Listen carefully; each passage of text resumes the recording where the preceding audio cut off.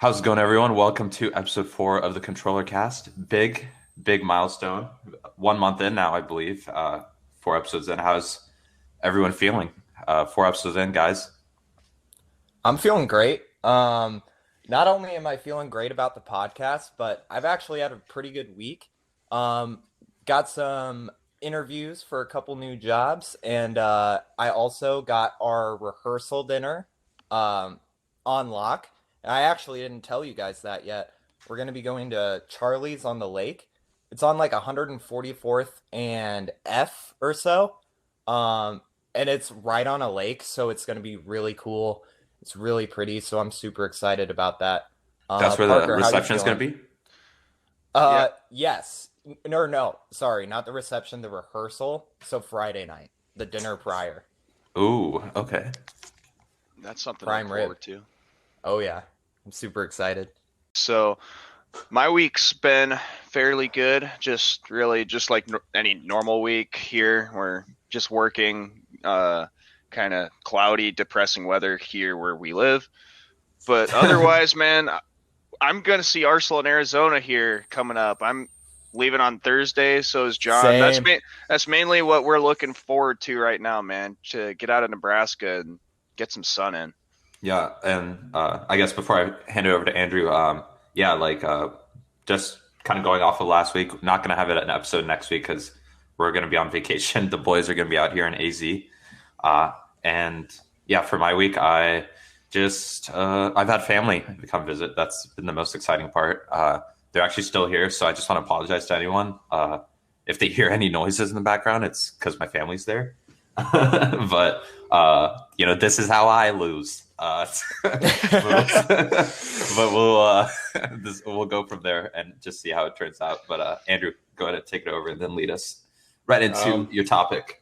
It was cloudy, pretty poopy all week in Omaha. My bracket is destroyed. UNO is out of the hockey tournament. Roberts lost last night. We're not doing so hot on the sports front. This week, Mario is getting executed by guillotine in the middle of Isle Delfino. I'll dive right into that. So Mario, the popular kids character by Nintendo, is getting executed by Nintendo on March 31st. Super Mario Bros. 35, the Battle Royale Mario game, Super Mario 3D All-Stars are both leaving the public, how should I say it? The public eye, for reasons unknown to us. I could probably can executing him on that day, because that's the end of the fiscal year. But I was going to open this up to you guys. How do you guys feel about like limited time offers, like in terms of like digital content? I can't really think of any other specific games, but I mean, Mario 3D All Stars comes with Galaxy, it comes with Sunshine, it comes with 64. I don't know what their plan is after March 31st, because basically March 31st seems to just be like the day the universe is ending, just like nothing exists after that for some reason for Nintendo. So maybe John, I guess John, I'll pass it over to you because I know you were actually looking at getting this game, and now you're on the clock, really. Yeah, so I'm definitely on the clock for this one. I'm gonna skip out on it though, because I mean the only game I really want to play in the 3D All Stars collection would be Galaxy, and I am one of the unfortunate souls that picked up a Wii U, for the hopes that it would turn into something. So I'll probably just play Galaxy on the Wii U. Maybe pick up an old copy of it or pick it up on the Wii U shop. But yeah, I don't really agree with timed releases like this. I think I understand where Nintendo was coming from with it.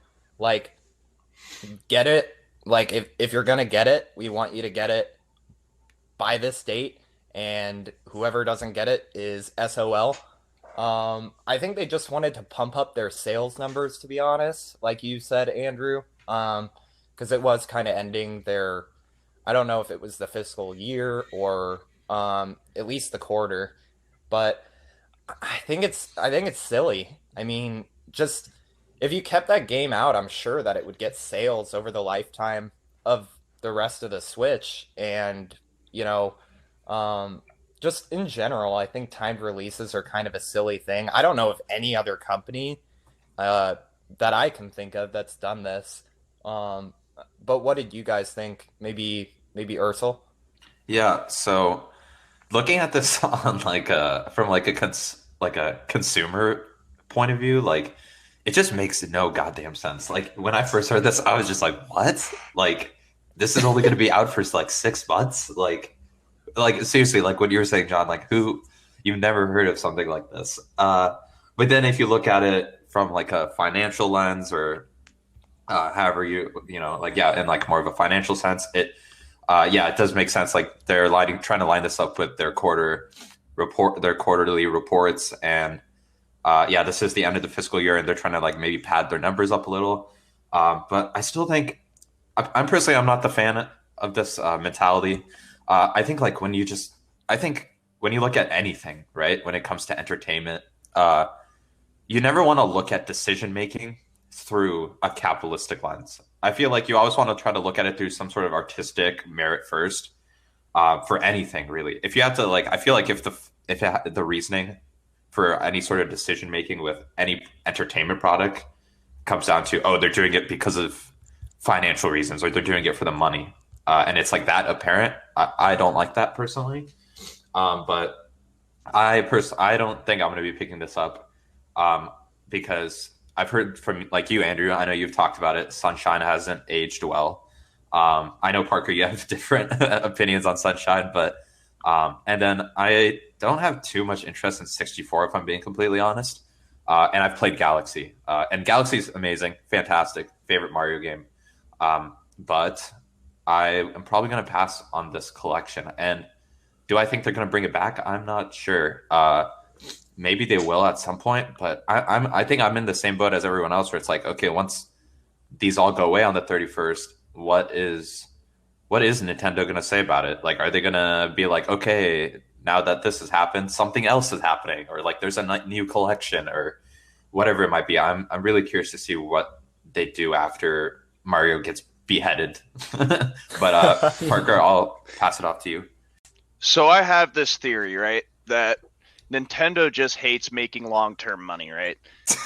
So they just like doing this thing where they just make bad decisions business-wise, and I've just noticed this repeating pattern of disappointment with Nintendo, where the Super Mario 64, Super Mario Sunshine, Super Mario Galaxy are three of the most coveted games in the Mario franchise, like beloved games that people have memories of and will continue to play. Like, these games are absolute legends.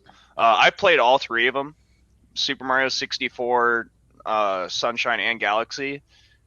Great childhood classics that, honestly, even though you guys don't want to play 64 and Sunshine, I feel like you guys would freaking love it if you tried it.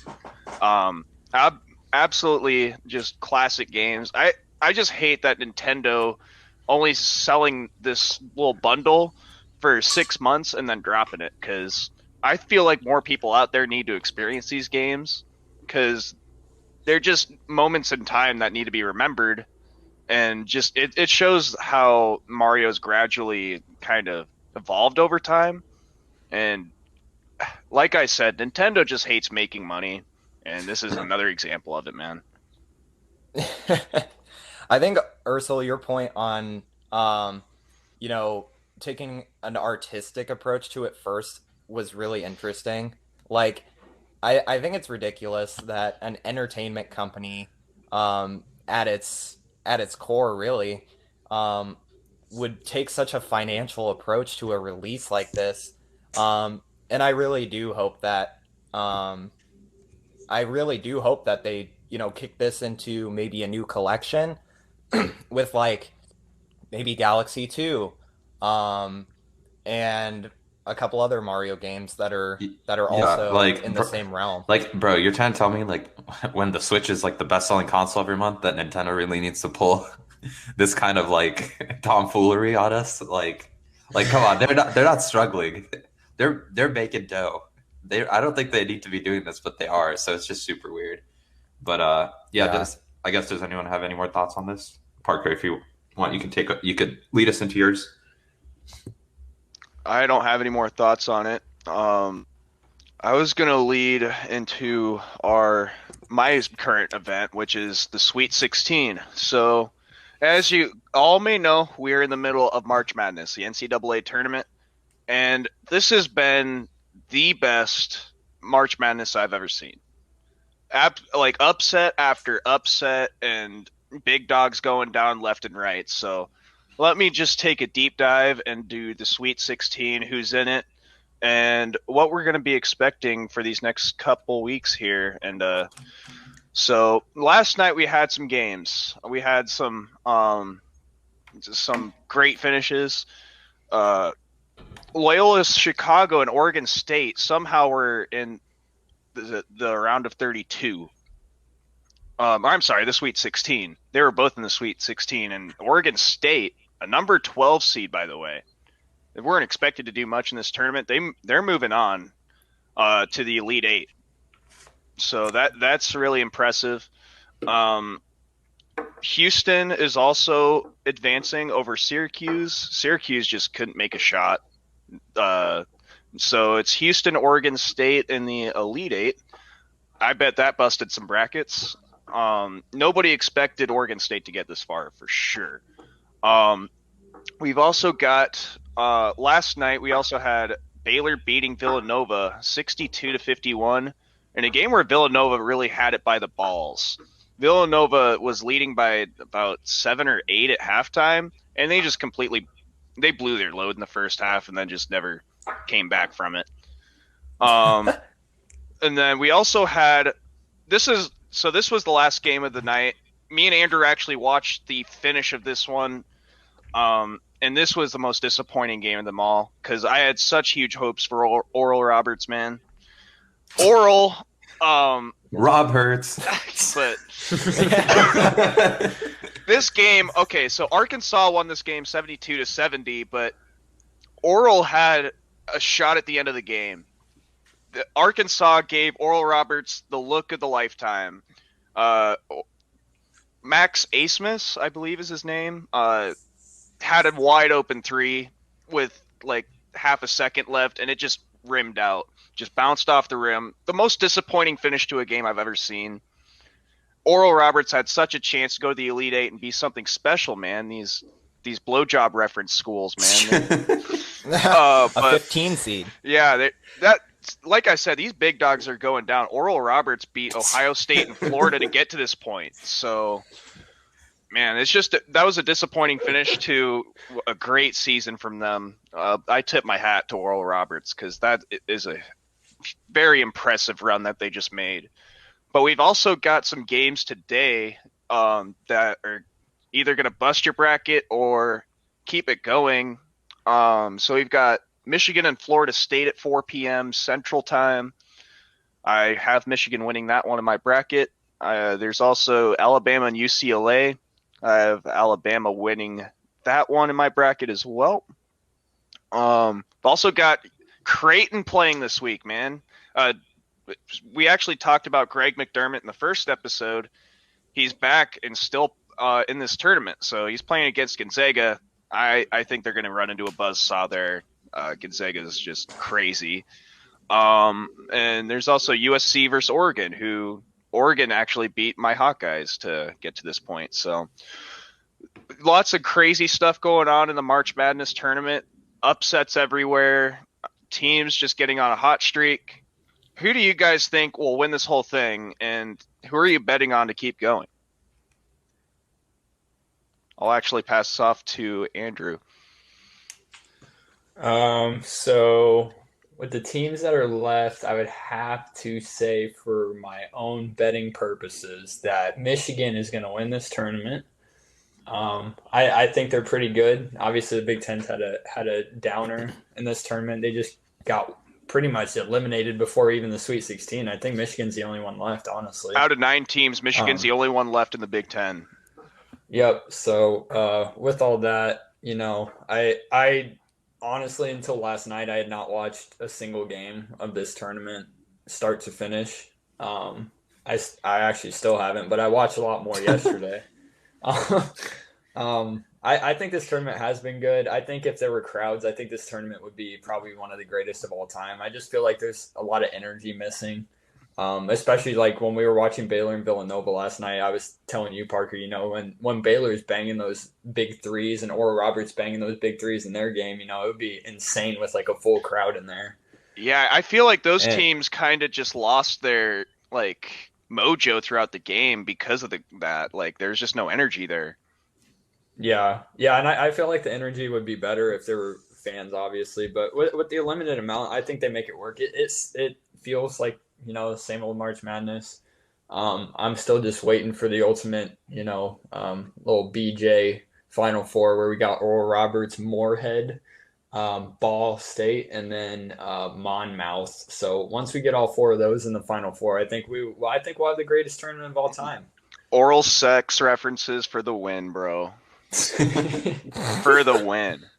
Yeah, why are they all that kind of reference? Why isn't like I don't know? There's tons of other references you can use. Dude, why But isn't there an they all anal sex circle. reference in there? It's all oral.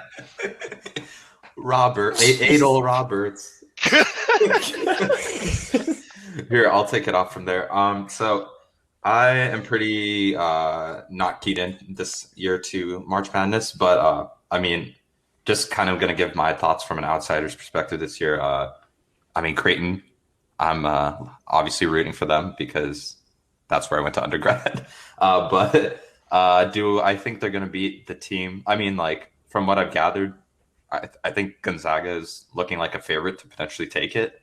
I mean, they've been undefeated so far. I think they're like 28-0 for their games or something. And Creighton's record is like 22-6 or something.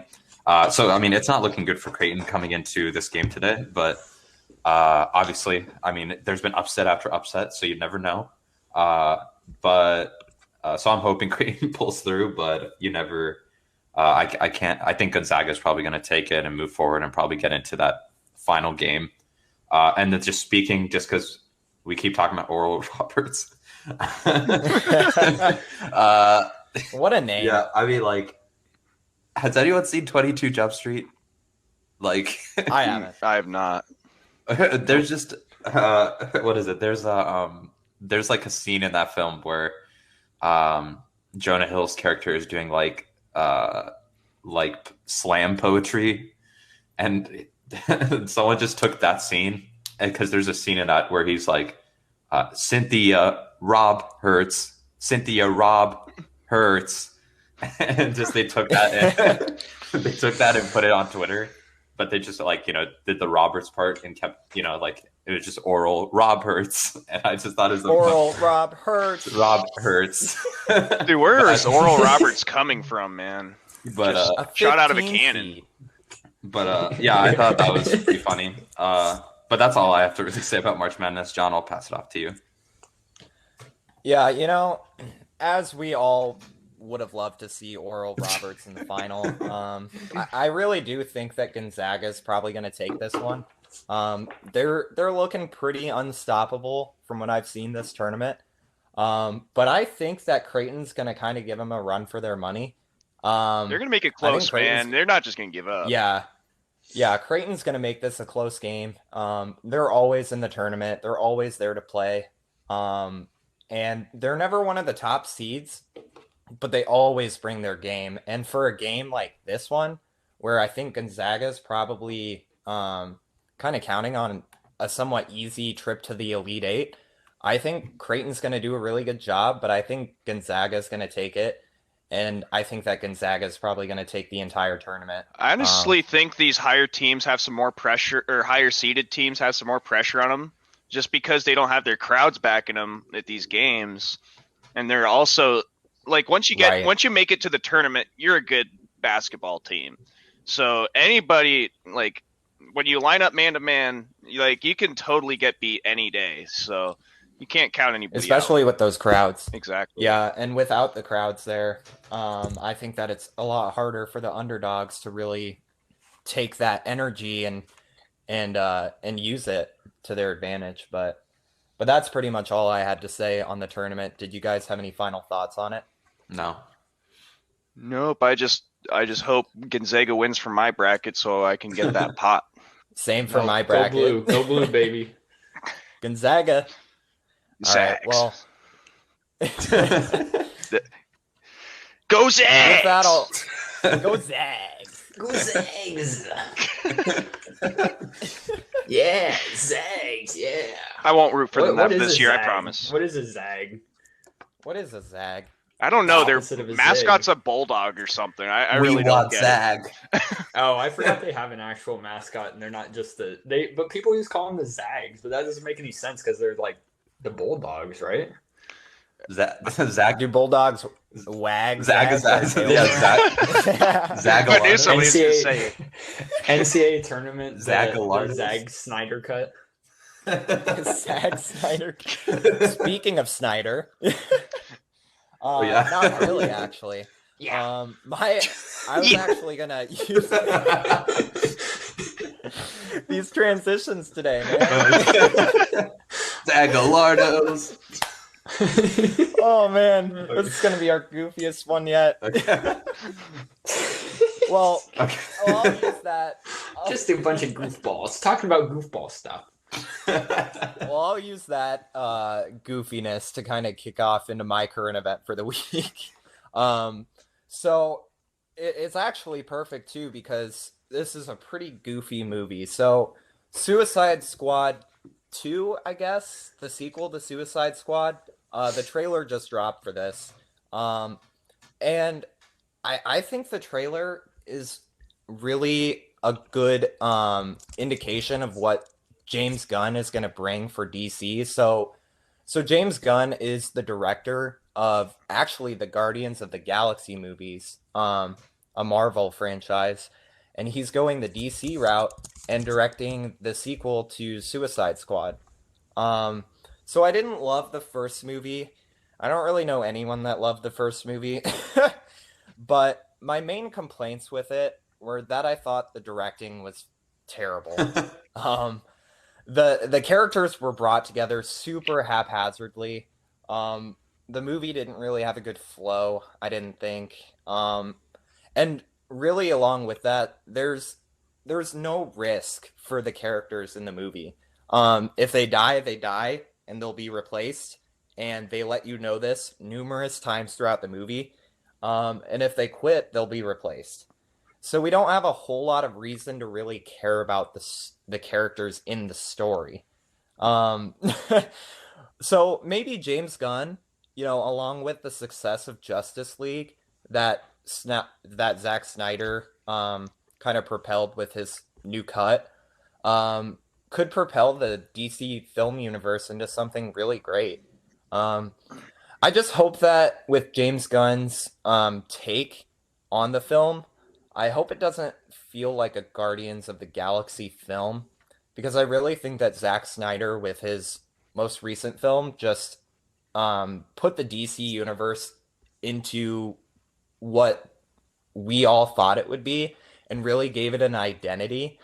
And now that James Gunn is coming in with his kind of goofy style, I think it could kind of alienate that a little bit. But Suicide Squad, the first one was goofy. I expect this one to be goofy, which I think the trailer really does give this impression that it'll be a really silly movie. But I just hope it's a unique DC kind of funny rather than just feeling like a Guardians of the Galaxy film.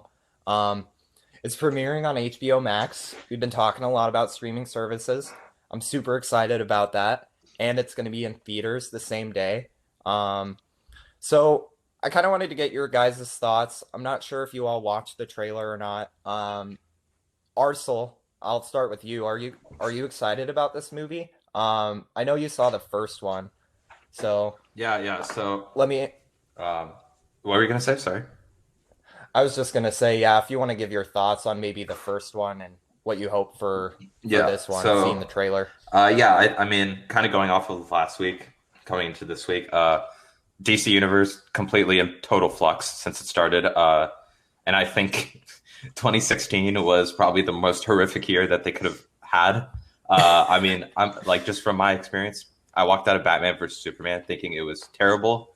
And I was like, okay, I know Suicide Squad is coming out in a few months. It can't possibly be worse than Batman versus Superman. And I walked out of Suicide Squad thinking that was potentially the worst comic book movie I've ever seen.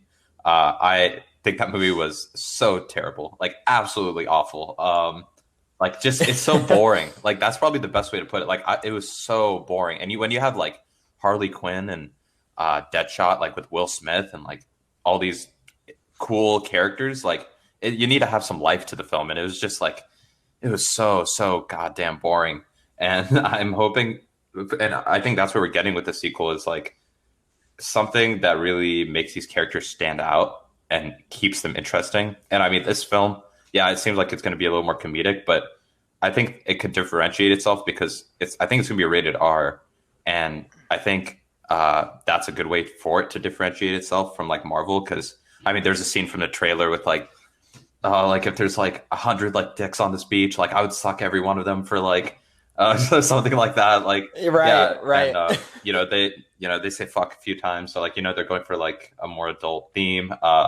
So I'm cautiously optimistic. I think I agree with at the point that you made, John, about how after Snyder Cut it could be a little bit of a alienating release, but I think the DC has kind of always been in the state where I really don't know what direction they're going at this point because I mean the Batman movie is supposed to come out a year after, like next year, and it looks like it's going to be super serious. So I don't know if they're going for a cohesive style anymore, like the MCU has been. Like MCU has been a lot lighter in tone, but I'm excited, and I think James Gunn is a great director, so I'm excited to see where he goes from here. I know Parker and Andrew, you guys don't care as much. I don't know if you guys had any opinions, but So I never watched the first movie because I actually was gonna watch the first movie, but then somebody, I think one of you guys might have told me that it was complete shit. So I just didn't want to waste. It sounds right. I didn't want to waste my time, to be honest with you. But and this one, just to make it clear, sorry, the one that's coming out this year, it's kind of like a semi reboot. It's called The Suicide Squad. It's not even called Suicide Squad 2. Like half the characters have been swapped out. Like it's supposed to be kind of a soft reboot. So, But yeah, Parker. I didn't even know that this movie was coming out. I kind of just heard about this trailer today on the podcast. So, to be honest with you, I don't know what to expect going into this movie. But if it's any good and they actually reboot it and make it something special, I think they could really work something good with those characters, Harley Quinn, and just all those guys. I feel like they could make something very interesting out of it. I just want them to put it all together so I would actually be able to enjoy it. Andrew? Yeah, I don't really care about this movie, if I'm being honest, and I don't really care about comic book movies in general, I guess, but I have seen Guardians of the Galaxy 1, and I think if he brings like its own charm similar to that, but puts a DC spin on it instead of just making it seem like a Marvel movie, which I do think watching the trailer, I don't think a Marvel movie would talk about sucking dicks on a beach. So I do think they're going in the right direction. I might check it out just because Guardians of the Galaxy 1 wasn't my favorite movie, but I did appreciate having a certain level of comedy in like a movie that's supposed to be serious. So I'm interested. I don't know if I'll actually end up watching it, but I'm very interested in it. That's for sure. Yeah. Yeah, especially after seeing that trailer, the shark dude. I'm really excited to see. It's voiced by Sylvester Stallone. Really? Yeah, the shark. Oh my gosh, I didn't even catch that. Oh, that makes sense though. That's going to be really interesting. And I think that especially with big hitting characters like Harley Quinn, they could really make this movie special. And a really good standalone DC movie, even if it doesn't, connect with the tone of the other DC films. Yeah. So, and yeah, I think that was pretty good encompassing thoughts. But I'll go ahead and just take it off into my topic. So this is kind of building off a few things we've talked about, but I'm kind of talking about two stories here, but I feel like they kind of play into the same narrative. So I'm gonna just mention Microsoft looks like there's been a lot of talks about them buying Discord, um, which would be very interesting. Supposedly, they might pay like over 10 billion for Discord, which would be an insane acquisition.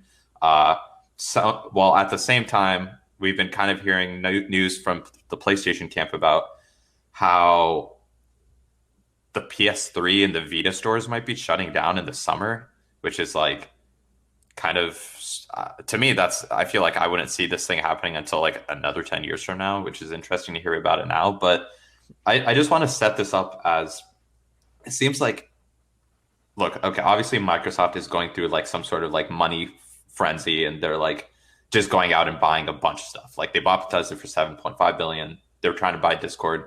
They bought other studios. They're really ramping up, it feels like. And to me right now, it feels like Microsoft is kind of a sleeping giant where maybe they're not there right now, but I feel like with all these things, like, you know, Game Pass, the backwards compatibility up like through every Xbox, all these studios they're buying, I feel like in a year or two down the line, they could be a legitimate threat to the crown, you know, between all three companies. And I feel like Sony needs to start making some moves because, like, kind of going off to the Mario topic in the beginning, like, I feel like a conversation that's starting to happen is the what is it? The um, what's a word for like keeping something? I'm trying to.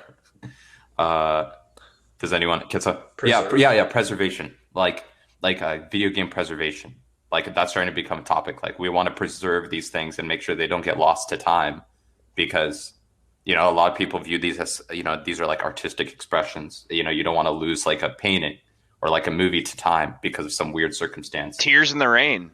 Yeah, yeah, tears in the rain. But what I just want to open it up to like, what do you guys think of like you know, like should Sony start making moves towards game preservation? Should Nintendo start making moves towards game preservation? And what do you guys think about Microsoft's trajectory, like what they're doing? Do you think they could become a legitimate threat with everything they're doing?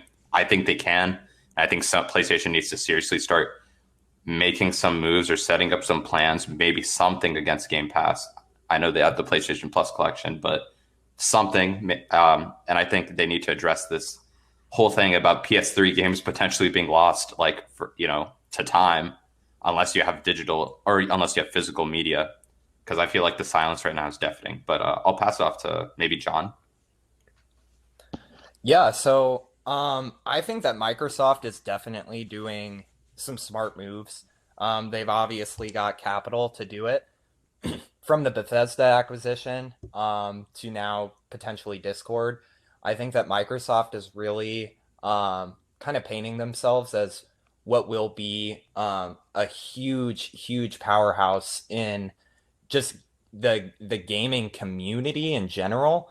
Like, and we've talked about this from week to week. Yeah, Microsoft doesn't have, you know, these blockbuster exclusives that we all look forward to and that everyone's hyped about necessarily. But if they can use everything else at their disposal and do everything else perfectly with the power of these established companies, they legit are going to be a huge, huge player in the industry, and they obviously are. Um, they are making moves every day to further themselves and further Xbox and Microsoft in general as a company.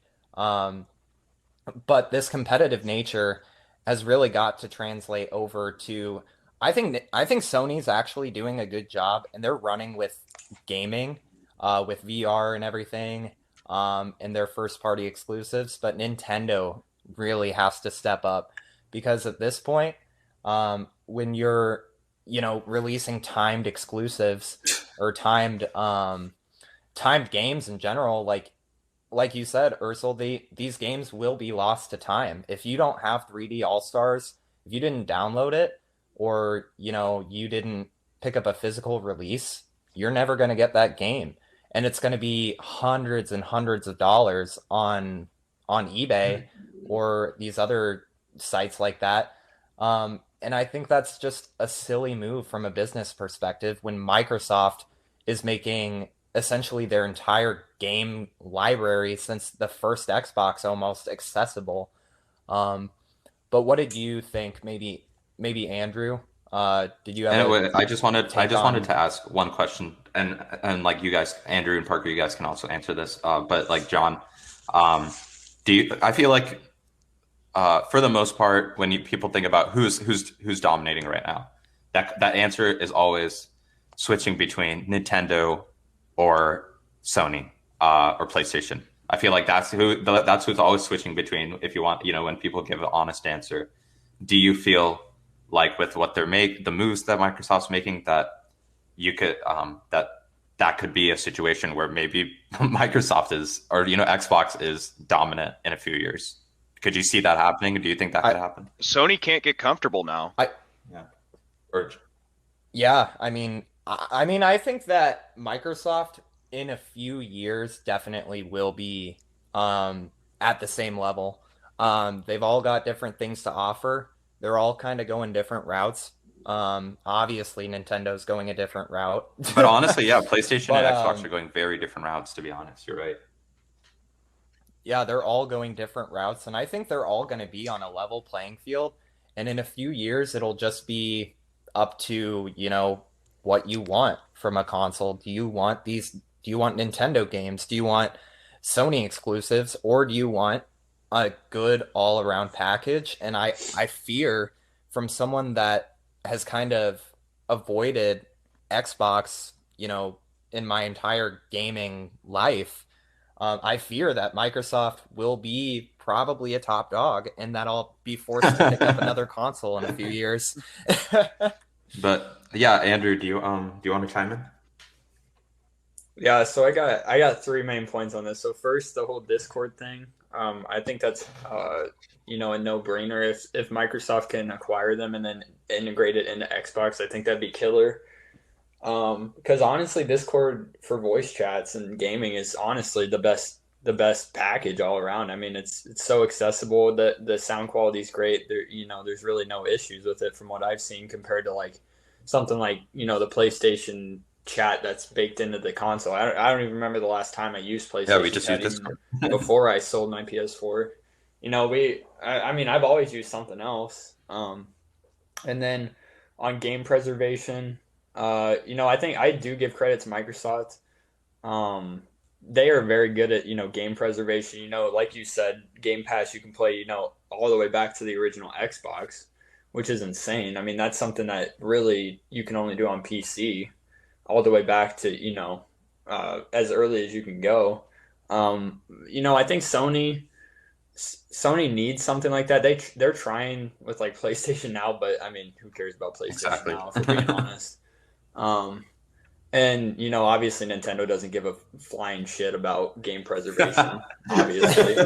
Um, but the only preservation they really care about is like keeping it behind locked doors. Because I mean, there's no virtual console on the Switch. I mean, you have the Switch Online, SNES and NES, but nobody cares about those. Like I really honestly don't think a majority of users of even Nintendo Switch Online, which is a lot more limited than the actual install base of the Switch, I don't think really anybody. I mean, if there might be like a couple of like hardcore fan bases that care about NES and SNES games. I personally, if it's any further back than like the GameCube, I honestly don't care at all. Um, I just the Switch just it fails with game preservation, which sucks because even the Wii U, as much of a failure as it was, that thing is like almost the mecca for like Nintendo game preservation. I mean, you can play SNES, NES, N64, DS, GBA, Game Boy games. Like it's insane. It's basically everything except GameCube. You can play on the Wii U, which is just mind blowing that they didn't capitalize on it. And then the last point, just on Xbox being a top dog. Um, I mean, at this point, I feel like, if this happened maybe 10 years ago, it would be a lot more heated because of the whole console war thing. Um, Honestly, I don't really care. Um, if anything, I really am not a huge fan of Xbox's, how they're managed, really, their consoles and everything just seeing how they totally built this huge lead on the industry with the 360 and fumbled it all the way almost into oblivion, where the Xbox One in like 2018 was already outsold by the Switch that had only been on the market for like a year and a half. I mean, that's pretty embarrassing if we're being honest. I think if it does come to the point,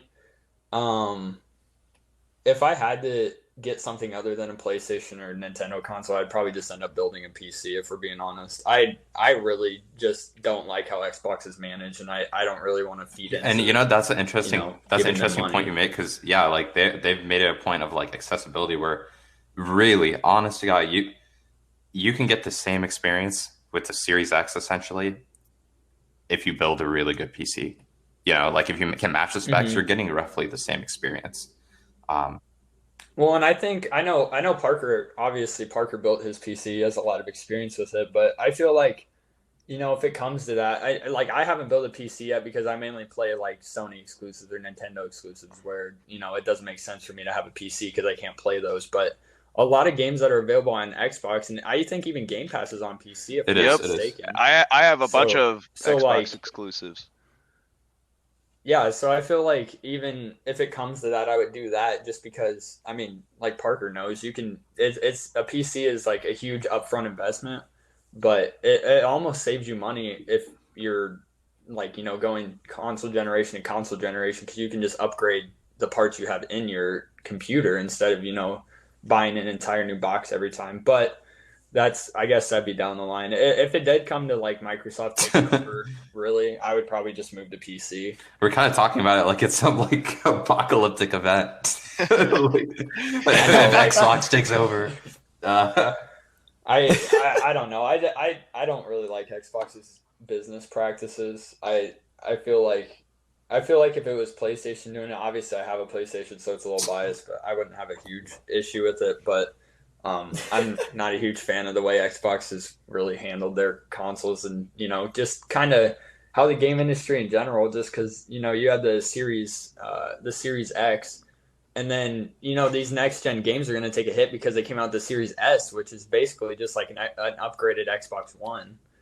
I don't know. I don't really like what Xbox does. So I would not be comfortable supporting them in any monetary way besides Game Pass if I got a PC. Yeah. What about you, Parker? What are your thoughts on all of this? It's a lot, but what are your thoughts? So my main point I wanted to make is that the fact that these game companies are trying to like rid like all evidence of their older work, like I just don't get it personally. Like, why not make it available so you can keep making money off of it? Like, make it backwards compatible, put it on your game store.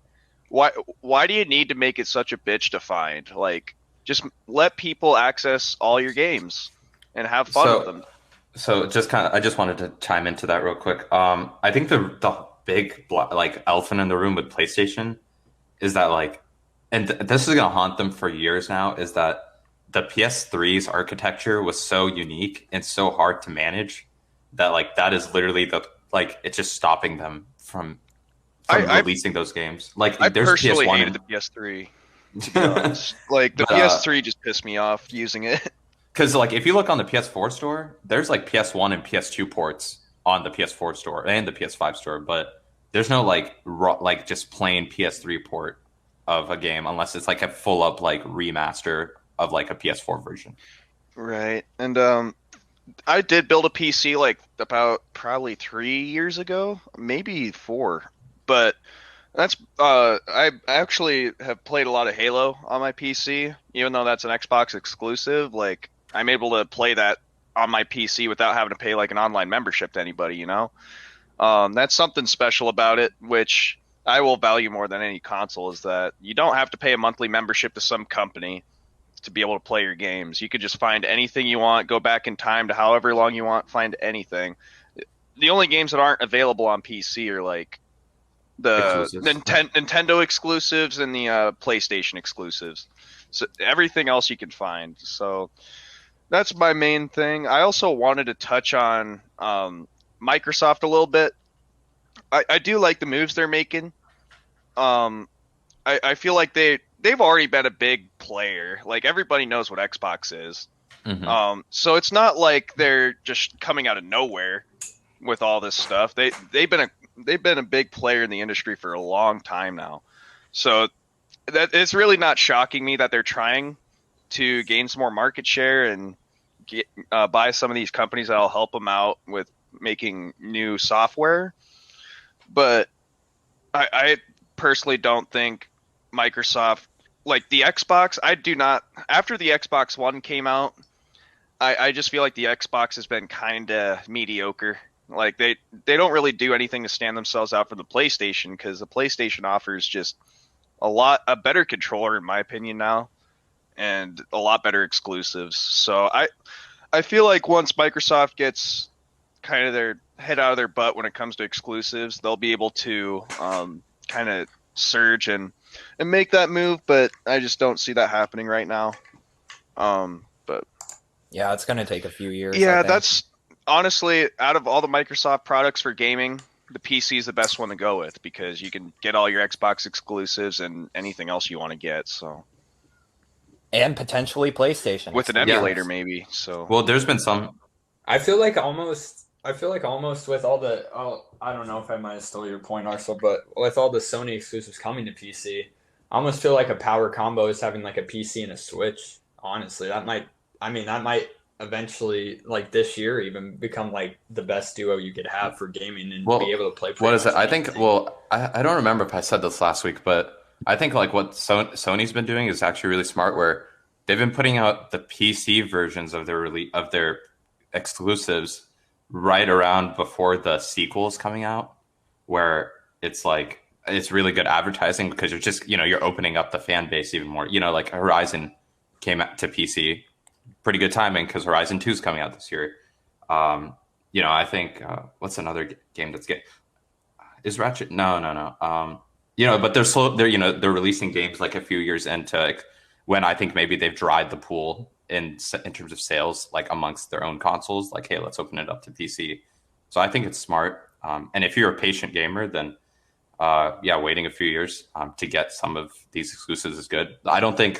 I personally don't see like some of the heavy hitter ones coming out. Like I don't see Last of Us 2 or like Uncharted or like some other games coming to PC. But yeah, like PC is a good all around situation. I like the fact that they're coming out with Sony exclusives on PC now. I wish they'd come out with all of them, but man, you can't have it all. But I just like that you're able to actually access those now, and the fact that Sony's kind of waiting on their releases is a good idea as well. So the games are better optimized when they come to PC, because a lot of times you'll see a port come over from a console like a month after it was released. And it just turns out like total shite on PC. Like the you have to turn all the settings to low to be able to play it. But usually a patch fixes those up, thank God. But I'm just glad they're taking their time with them and not just running out a horrible product right away too. Well, I think that's all we got for our current events. Does anyone have any more finishing thoughts or? Do not. No, that was All it right. for me. Well, let's go ahead and get into the main topic. Okay, so the main topic of this week, we tried to do something a little bit different. Was we're actually going to do a top 5 ranking of our favorite childhood shows growing up. Now, I kept this intentionally a little vague for everyone when I introduced the topic. So we're all going to have maybe slightly different criteria coming into this top 5, but I think that's going to keep things more interesting. I'll go ahead and give my criteria. And I tried to keep it between like ages up until maybe teen, like 12 or 13. And I tried to really think of stuff that I have a lot of fond memories of that connect to my childhood, instead of just strictly like these are the best.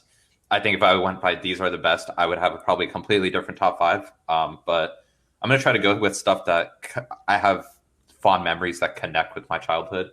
So I'll go ahead and get started with my. So what we'll do is we'll do our top 5. We'll do our 5th choice. Everyone does their 5th choice, and then we'll keep it going. I'll do my 4th choice. Everyone does their 4th choice, and little ring around the rosy kind of deal. But my number five is actually going to be SpongeBob SquarePants. No shit. Yeah. Number 5. Wow. A And screamer. the reason I'm putting this at number five instead of maybe even higher is because when when I watched the show when I was younger, I actually like hated it. Like like I did not like it at all because or I came to really hate it because my younger brother um was obsessed with this show and my dad downloaded all the episodes. So we like if my brother wanted to watch SpongeBob, he could click on any episode and we were always watching SpongeBob. Like always watching SpongeBob. I've seen every episode for sure up until like a certain year because I know they've made newer episodes.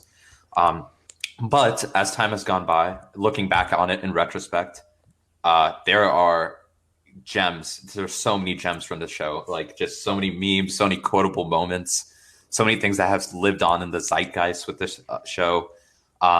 Favorite episode or favorite moments? Favorite like would probably be I really love probably my favorite episode is the Doodle Bob episode. Doodle Bob episode. If you guys have seen that, like It's a classic. so good. But yeah, like I guess what do you guys think of my number five choice? I don't know if you guys have any personal experiences with SpongeBob. Don't tell me if it's in your guys' ranking, but do you guys have any experiences with it or any thoughts? It's a show I watched a ton as a kid, man. That's a very legendary, like from our generation, that's what we grew up watching. So I have a bunch of fond memories watching SpongeBob. Yeah, I love SpongeBob. I mean, I'll keep my thoughts a little short, because it is on my list. But I have a lot of memories watching SpongeBob, and I still watch it today. Andrew, yeah. Yeah, I have Andrew? the same situation as you are, so where I hated it when I was little, but I kind of come around to it. But yeah, I mean, well, I guess we will see if it's Yeah, on my Andrew, list go ahead or and not. give your number five. Okay, so my number 5. So this one kind of came out on the tail end. So I did my criteria like ages well, from when I was born until I was like I don't know middle school, so like 2010. So I did my number 5 is the regular show on Cartoon Network. It came out in 2009, so it was kind of on the tail end of this, but I remember the first 2 seasons were pretty funny and kind of like SpongeBob, but not to the same extent. You know, a lot of memes were sprung out of it. Not necessarily like photo based memes like SpongeBob, but like like Instagram memes, Reddit memes, stuff like that. I thought it was a really funny show. Now that I look back, it kind of hasn't aged as well, but I think it gave way to a lot of like good cartoons that kind of have a lot of gusto today. Like I remember like what's the show like Steven Universe.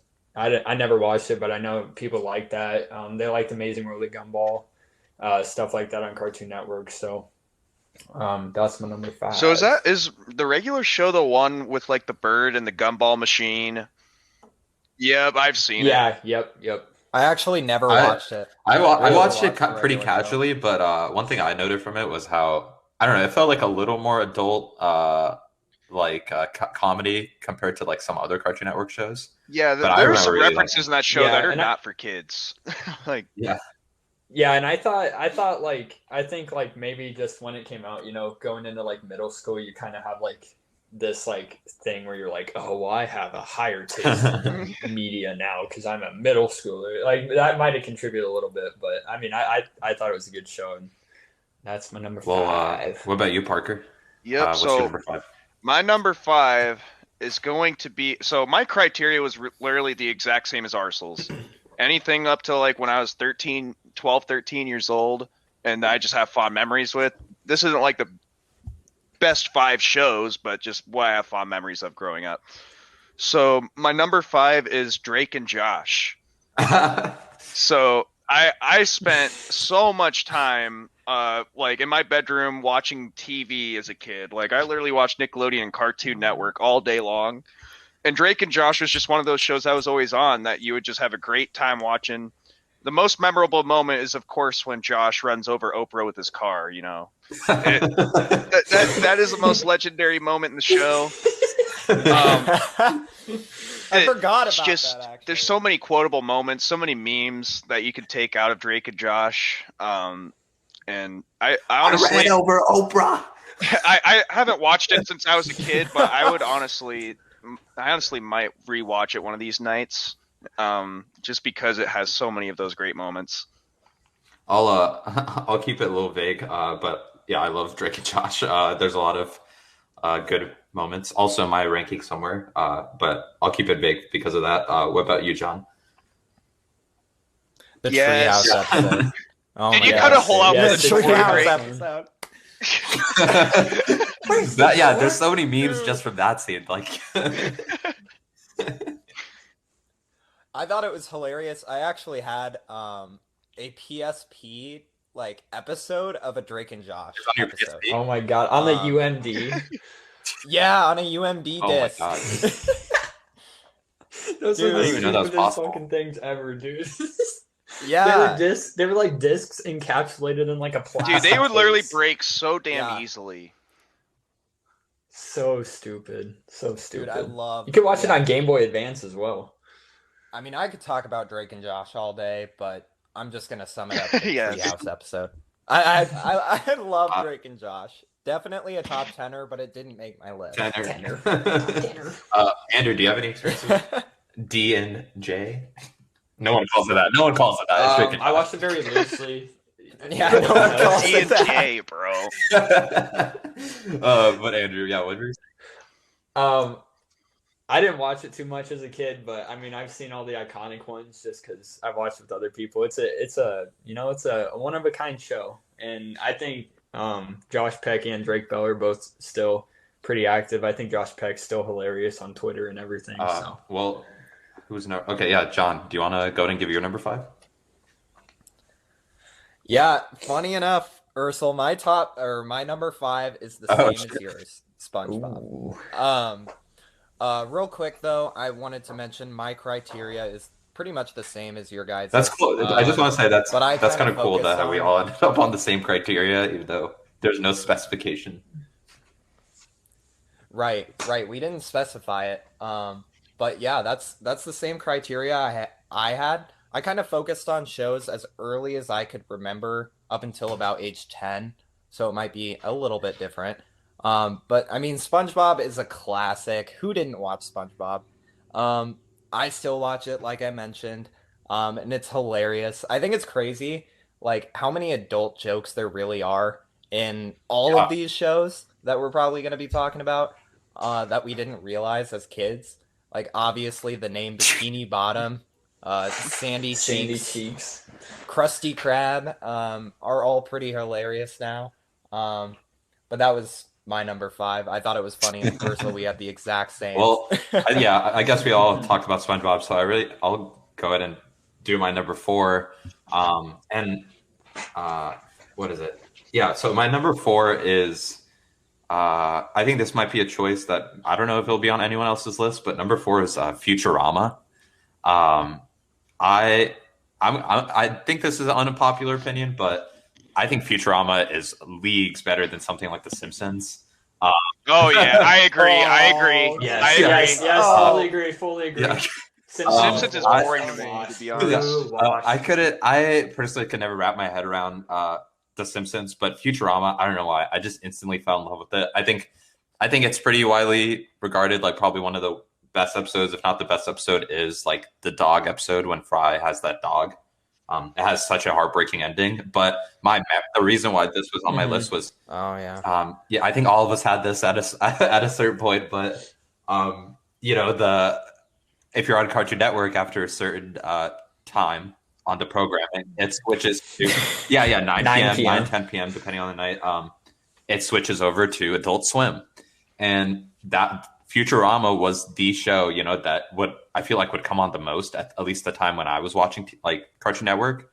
And, I'd be watching it when my parents were asleep. And it was like always that kind of like that little secret of mine, like, oh, I'm watching something like Futurama. Like it's on Adult Swim. I shouldn't be watching this, but I Dude, you am. felt so badass watching Yeah. Adult Swim, Yeah, because especially like Family Guy would come on, Robot Chicken would come on, like just complete stuff that you shouldn't be watching as a kid, but you just felt so cool watching it. yeah. And my dad eventually found out I was watching Futurama, and I was like, Dad, like just watch an episode. It's not that bad, honestly. And like the episode he watched was like, I don't know if anyone has seen this episode, but like it's it's essentially where it's called like Fender Bender, and it's essentially where Bender or right that's Yeah, what it's Bender. yeah, like he Yeah, like Bender. just Yep. becomes like he just starts acting like a female, and he's just like super Oh sexualized and like yeah. my dad was just like, "What the hell is this?" But he still let me keep watching it. But yeah, that's my number four. I love Futurama. I think it's amazing. And I think it's over now. But I think I remember it getting a revival at some point. But regardless, what are your guys' thoughts on Futurama? I watched Futurama a ton. Um, I absolutely love the characters in the show, like Fry, Leela. Forget the fat guy's name, but he was hilarious too. Zoidberg, yeah, Zoidberg? yep. And there's just the Jamaican guy too. But all of them come together in just such a wonderful way, and to where there's always a joke. There's always something to fall back on when they kind of run out of ideas. Um, I think the dynamic it's just timeless. Like I could watch Futurama like today if I wanted to, and it's aged like fine wine. I would definitely I give high regards to Futurama. What about yeah, John? Dude, you I wanna take love it off? Futurama. Yeah, I love Futurama too. I watched this. I actually didn't watch it as a kid. I feel like I started watching it about age 12 or so. But my dad was obsessed with Futurama, so we actually had all of these on DVD. So I watched all the episodes. We even had some of the movies spin-off things they did later on. And I really like Futurama. I think it's hilarious. But it didn't make my top five. I didn't even think of it as a kids show. I thought it was interesting that you included it, Arcel. But I've actually got a show that's not really considered a kids show too in my list. Andrew, what did you think of Futurama? Did you watch it? I didn't watch it when I was young. I watched The Simpsons when I was young, which I don't know how I watched that because now I try to watch it and it's awful, honestly. But Oh God! I watched Futurama more when I got into college. I love Futurama. I think it's hilarious, and I think all the jokes are very funny, and I think the storylines are really interesting too. Just being like basically a futuristic Simpsons. Well, Andrew, do you want to give your number four? Yeah, so my number four is a little sleeper pick. I doubt anybody else has this on there, but I put a Disney Channel original, The Proud Family. Okay. I thought The Proud Family when I was younger, I thought the theme song was banging. And I thought the show itself was what I would consider like kind of like higher comedy for a kid's show. I thought it was hilarious. I thought the art style was really cool. I was really disappointed when Disney Plus came out and it wasn't on there already, but I think they've since updated it to have it on there. But yeah, that's my number four. The Proud Family. I wish I had more to say on it. I actually don't, sadly. I didn't watch it, but I knew about it. But yeah, that's kind of. I never watched it either. Yeah, Damn. you're right, Andrew. None of us have it either. Yeah. Well, Yeah, missed out on it. I'm curious if that'll happen with any more picks, but but I guess then we could just go into Parker's number four then. All right, so this is kind of a weird pick. I doubt anybody has this in their top five as well, actually. So right after Andrew's, I actually put Ned's Declassified School Survivor Guide. So this show's not the highest quality, obviously. It doesn't have the best acting. It's the reason I put it on my list is because I was hooked. Like when I was a kid, this show was freaking amazing. Like it was just addictive, and I could just sit there and watch Ned's Declassified for hours. like Coconut Head was just a legendary character. Like all the tips they would give, they were like, there's just so many episodes where I could just relate to Ned or like one of the characters in the show. So it was just something I could keep watching and enjoy throughout and be hooked on. It was something that it was like one of those shows where I'd go to just binge it and just not Yeah. worry about anything, you know. But If I had honorable mentions, that would definitely be in there. Like that, yeah, for some reason I completely forgot about that show when I was thinking about like making this list. But yeah, no, that show was awesome. And like there's been kind of like some memes about like they should really bring that show back and like have Ned like do the like school survival guide like thing, but for life after like school. Because I feel like that'd be a really cool concept. that But would be. yeah, I love that show. And yeah, it really was really relatable, to me at least. I thought it was awesome. But yeah, it didn't make my top five, but I do love that show. But maybe Andrew or John. So yeah, I don't have much to say about it. I watched a couple of episodes. I think didn't it go to Yeah, Netflix I think not so. that long ago? Yeah, so I watched a few episodes on there because Casey really liked it. But no, I don't have a lot to say about Ned and Coconut Head. Yeah, me but I'm neither, aware of the character. unfortunately. and I've So seen some of good, the man. memes. I might have to pull that up tonight, man. But what about you, John? Then I guess. Well, Andrew, did you want to say anything or? No, I don't have any thoughts. All right. I Well, never John, watched yeah, it. go ahead and share your Yeah. your fourth pick. I think after I say my fourth pick, I don't think anyone put this on their list, but I think that it would be an honorable mention for anyone. Arthur. Oh, Dude. That is an honorable Arthur, mention. I Oh, always watched. shit. I always watched Arthur after school. When I was a Yes, kid. yeah. Like, dude, I was eating my after school snack, watching Arthur. I was thriving. No stress at that time in my life. Like, No stress those times. just vibing. literally, dude. It was always on at like 4 o'clock on PBS. So I always watched it when I got home from school. I think my favorite episode was when Yo-Yo Ma was in it. Like he's like a saxophone player. But dude, I have so many fond memories watching this. It was just a really good time in my life. I mean, you know, coming home from school, I enjoyed school when I was younger. And to come home and watch a show like Arthur that's actually pretty funny. If you go back and watch a few episodes, DW is hilarious. Arthur's sister. She's hilariously dramatic, and I love this show. Did you guys? I know you all The watched legendary it, episode of this show but was when Arthur took his fist to his sister's face and it literally Yes, made her that's the one I bleed and remember the cry. most. Like over a toy airplane, dude. Like it was over a toy airplane and Arthur just took his fist right to his sister's face. I that was just a moment I'll always remember from that show. Did and there's Yeah. memes Ton from of that now memes. too. Like you see well that like meme all over. like the I didn't place. watch Arthur as much as a kid, but did you guys know that Arthur is still going on? Like yeah, it No hasn't. way. Really? Yeah, Mr. Ratburn had a gay wedding like 3 years ago or something. I remember. Yeah, seeing. it's still. What? There was an episode where he gets married to his partner finally.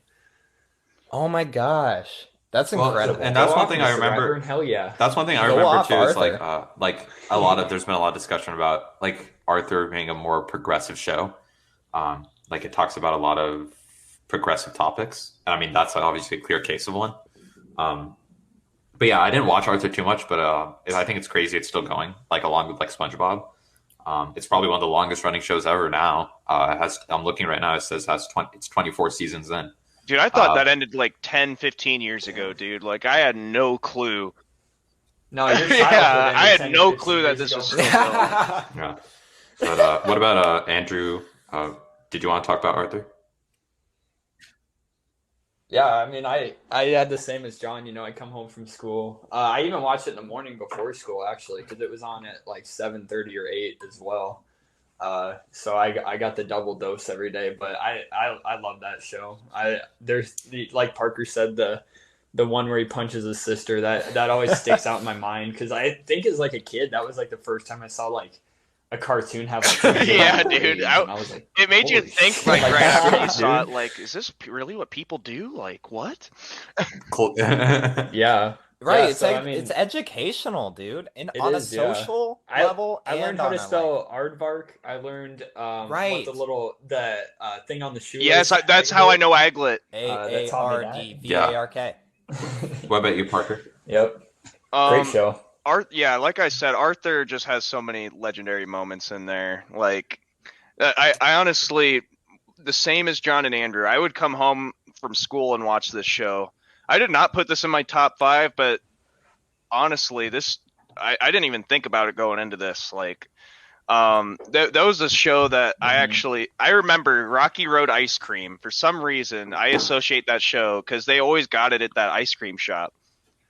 But Right. it was just always a before school, after school special that I even like watched it in school. Like they'd bring like the TV on the cart, and I'm pretty sure he watched like episodes in school too. So just one that will forever be engraved in my brain is a childhood memory. Yeah. Well, let me go ahead and transition into my number 3 pick then. Uh, my number 3 is going to be actually, and this is the only live action pick in my top 5. Actually, and I'm looking at it is it's going to be Drake and Josh. I I think Solid like choice. I was really trying to keep it as diverse as possible with my top 5. Because there's a few different ones that I was thinking. I feel like Drake and Josh is like fits in with a lot of other types of shows like this between Nickelodeon and Disney Channel. Like, I mean, if you look at Nickelodeon, you have like iCarly, Victorious, like what is it? Zoe 101, like the shows around that era. And then on the Disney Channel end, you have shows that are very similar to like Sweet Life of Zach and Cody, like Hannah Montana, Wizards of Waverly Place. So like this whole like kids in high school, let's just see their daily lives, their dynamic kind of show. And in my eyes, Drake and Josh was the best at that. I absolutely loved the dynamic between the two main characters. I think some of the best episodes, yeah, like the Oprah getting run over, the treehouse one. I actually think also one of the best ones is when Josh is like sick of Drake and like Drake's life is just falling apart, and like at the very end of the episode, Drake is like borderline on tears, like and just like apologizing to him for being like just a terrible brother. It's actually like a really good scene in terms of like just acting actually. But I really love the show. It's funny because when I was younger, Drake was my favorite character out of the two. I just thought like, oh, he's like super cool, like like oh, like Drake is the best. And then, but now I've like actually been rewatching it a little bit the past week or few weeks, and I think Josh is way more funny. Like Josh is hilarious. I think like his mannerisms, like how I mentioned earlier, like the like his freakouts, like I think. This is I'm hard. in class I tomorrow. just read over. I just read over Oprah. Dude, Like- what did Josh say when he like slammed the door in the girl's face? Was it like "see you in class tomorrow" or like "see you in math" or something like that? Dude, the Where he's weather sweating scene. profuse. When he hosted the weather. Yeah. But yeah, I love that show, and I think that show best encapsulates that kind of show. But I know we've talked about Drake and Josh already, but did anyone want to add on, or we could just go on to Andrew's number 4? Anyone have any thoughts? I think we can move on. All right, then. I don't. All right, Yeah, I'm Andrew, good with go moving ahead. on. Or sorry, number 3. Andrew, go ahead with your number 3. So number 3, probably another one that won't be on anyone else's list, just because I know you guys were. I know John was a Yu-Gi-Oh guy, but I got the Pokemon animated series as my number 3. I remember as a kid waking up every Saturday morning at like 9 a.m. to watch it on Cartoon Network.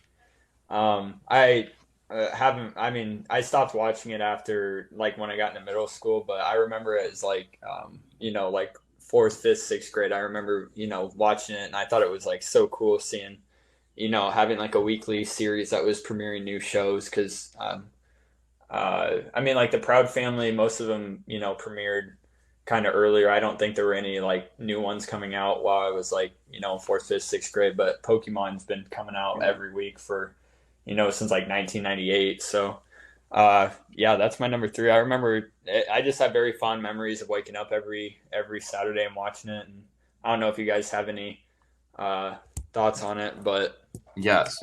Yeah. So maybe Arcel, do you? I don't know if you. I know John was a Yu-Gi-Oh guy. I don't know about you and Parker, but yeah. So I think I remember you guys like ever watching the saying it. Pokemon show.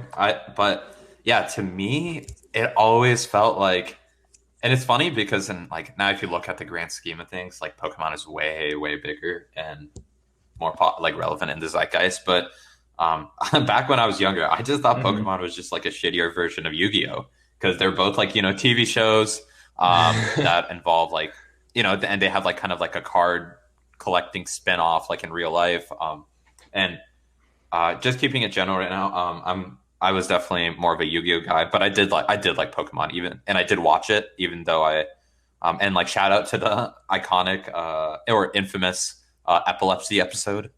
Uh, yeah, in The retrospect, Porygon episode. this is kind of messed up, but one time my friend came over and put me in front of the computer, turned off all of the lights, and he put on and he was like and he just played this episode and he just started playing this episode and he was like, tell me if anything or like just like I just want to see if anything happens.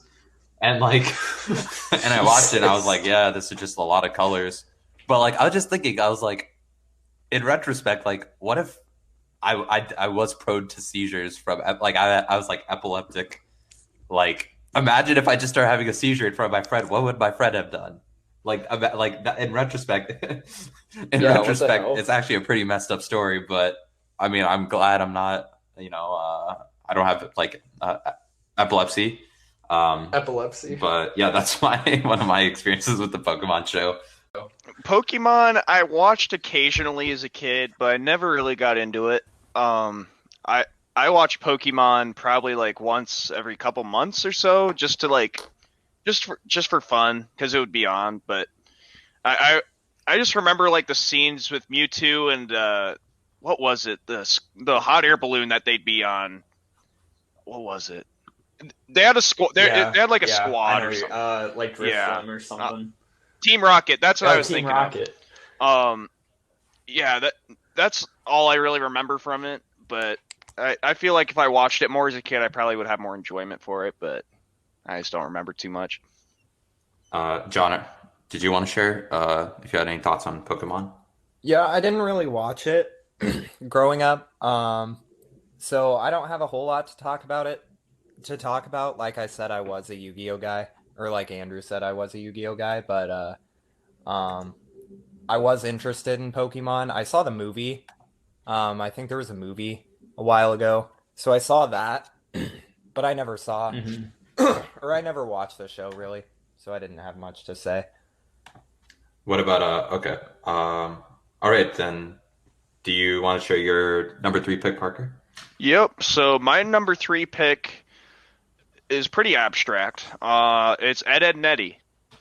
Oh, So there's all these great shows you guys are listing. I'm like, damn, like, yeah. maybe I should have thought about it. Yeah, how did I this forget about Ed, this? and Eddie's just one of the. Me and my brother would actually take VHS tapes and record this show when it was on TV. And just have a bunch of VHS tapes to rewatch of Ed, and Eddie. And like this show just has so many WTF was that moments. Like they're just doing absolutely crazy random BS the whole time, and it just makes you laugh because it is the people that make that show have to be on drugs. They have to be on some sort of crack or meth because nobody can think of this stuff. Like it is just absolutely bonkers, off the wall.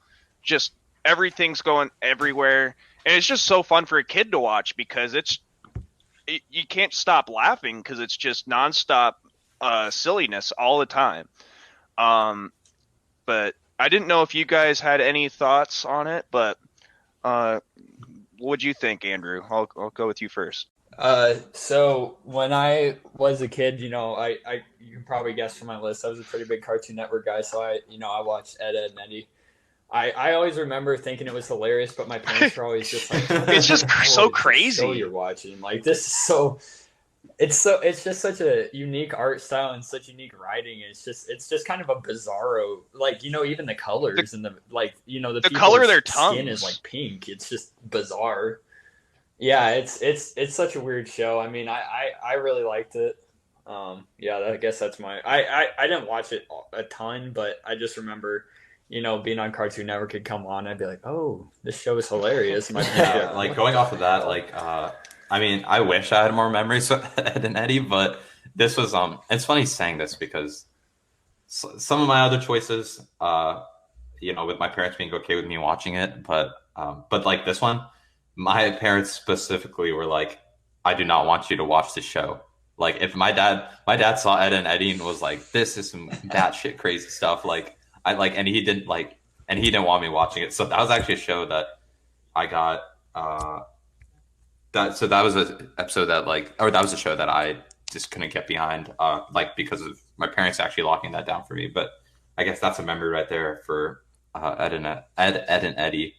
But let's go ahead and pass it on to John for his number 3. Yeah, I'll just mention real quick on Ed, and Eddie. I didn't really watch the show too much, but I remember they were obsessed with jawbreakers, right? Yes. They always had a big old jawbreaker in their jaw or in their cheek. That's literally what they did. The whole motive of the characters was all for jawbreakers. Right. Everything they did. That's so funny. Yeah, I didn't watch it much, but I'll just go ahead and go into my number 3. My number 3, funny enough, Andrew, your number 3 was Pokemon. Mine was Yu-Gi-Oh. I mean, I collected the cards. I watched all the episodes. I know my mom's listening. I used to beg my mom for cards at whatever store we went to, and luckily for me, she caved almost every time. Thanks, Mom. Some of the most fun times I had as a kid were playing the actual Yu-Gi-Oh card game, with my cousins and my neighbors. At this point, I've got some expensive ass cards too that are worth a ton if I sold them. I don't know if I should sell them or not. I know, Andy, you've been selling Pokemon cards recently. But I love Yu-Gi-Oh, man. I mean, this show, it does so many things well. It has an overarching story from the first episode to the last, but you can jump in at any time and watch, a duel between, Yugi and whoever he's facing at the time. The God cards, dude, just the art style, everything about it for me was amazing as a kid. It was one of the most epic shows to watch as a kid growing up. Did you guys watch Yu-Gi-Oh? No. So, Unfortunately. I did. So my older brother Blake was actually a huge Yu-Gi-Oh fan. So he'd get a bunch of cards, and he got all the movies, or not all the movies, all the shows on DVD as well. So I was able to get a glimpse of it. I was honestly too young when I watched this show.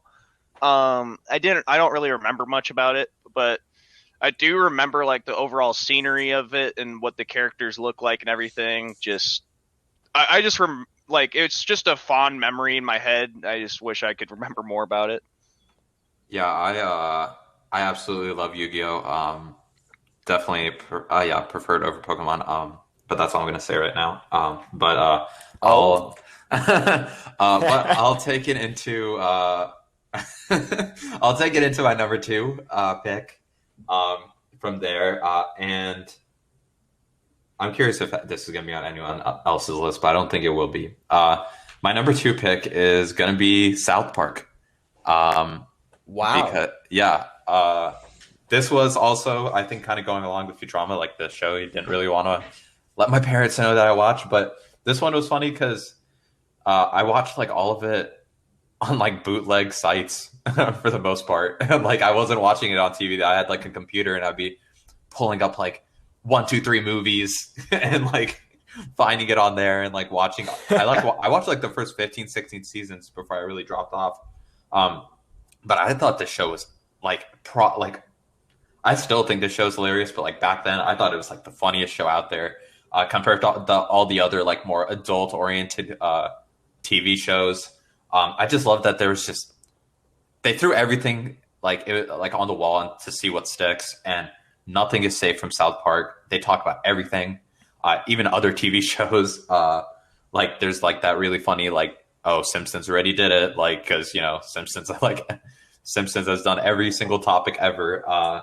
But I love this show. I think it's hilarious. I just love how insane and wacky they get with things. My favorite episode for sure is the Lord of the Rings porno episode, where they like mistakenly think they think they're watching Lord of the Rings, but they accidentally rented a porno from the local like Blockbuster, and like kids are like just scarred from it. They're all dressed up in like Lord of the Rings wear, and then like they'll watch it and afterwards just be like, I'm done with this like kid shit. Like I'm going home. But I love South Park. Do you guys have any thoughts on it?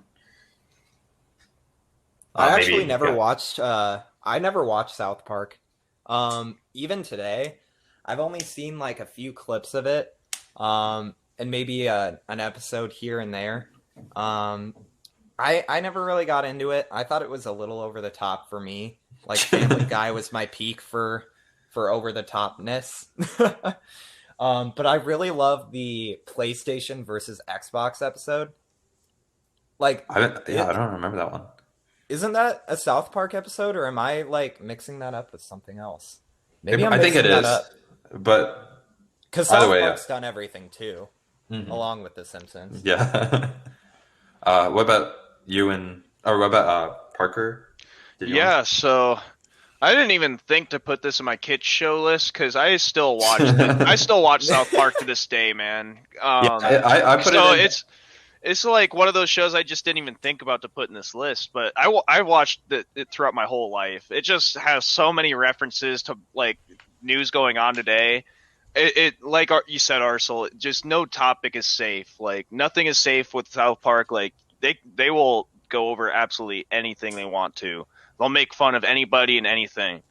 So I absolutely love watching South Park. The movie was honestly my favorite, like back when that came out like 15 years ago or so. Just the most legendary quote, "You can shuck my balls, Mr. Garrison." And then he takes a megaphone and just says it again. It's just like so legendary. Okay. Screw you guys, I'm going home. Welcome to Shitty Walk. Like, yeah, there's just so many. There's so many quotable moments. Yeah, that one almost didn't meet the cut because I felt like it was like teetering on the criteria. But I love South Park. I felt like it deserved a mention, and that's number 2. Just when I was making this top 5, Futurama and South Park were like debatable in terms of the swapping of like their ranking. But that's my number 2. Andrew, how about you? You want to share or did you want to say something about South Park? My bad, I totally skipped over you. No, I didn't watch it till I was in college. I watched a good amount, but I don't have any really like fond memories, so to speak, of it. I do think it's a great show because they can dabble in controversy pretty easy. So I think it's great overall. I didn't put it in my list just because I didn't want. I really didn't care about it until I was like 18 or 19. So I'll go into my number 2. Speaking of shows that have gotten popular recently, so my number 2 is going to be The Office.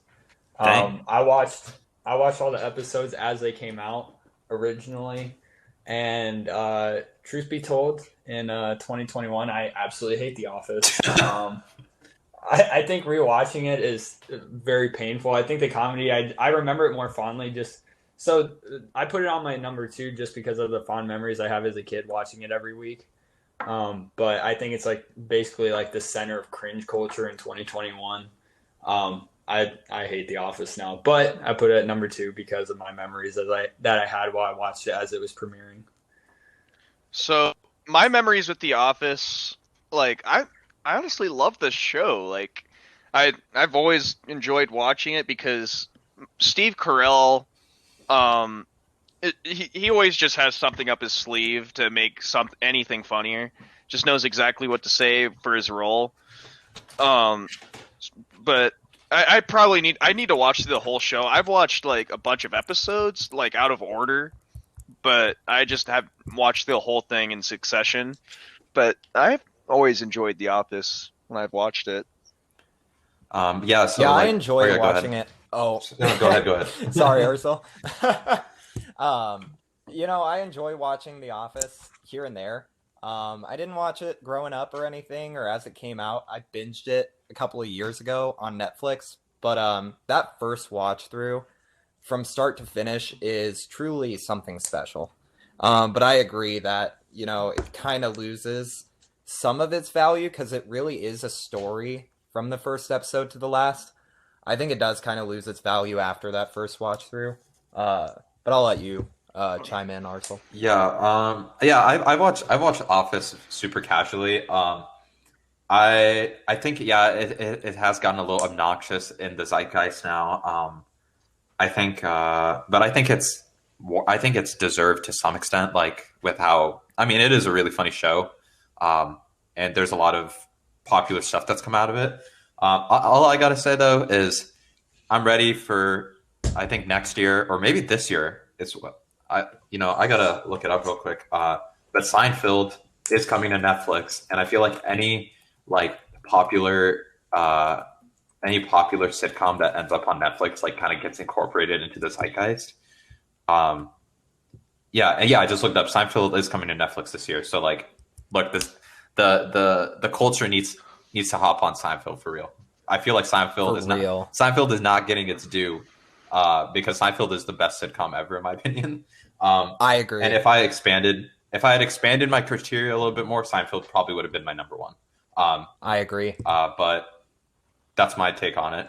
And then I guess Parker, do you want to just go ahead into your number two then? Alrighty.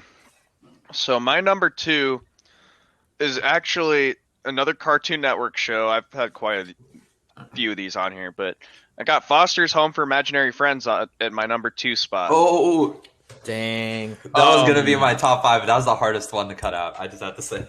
I agree.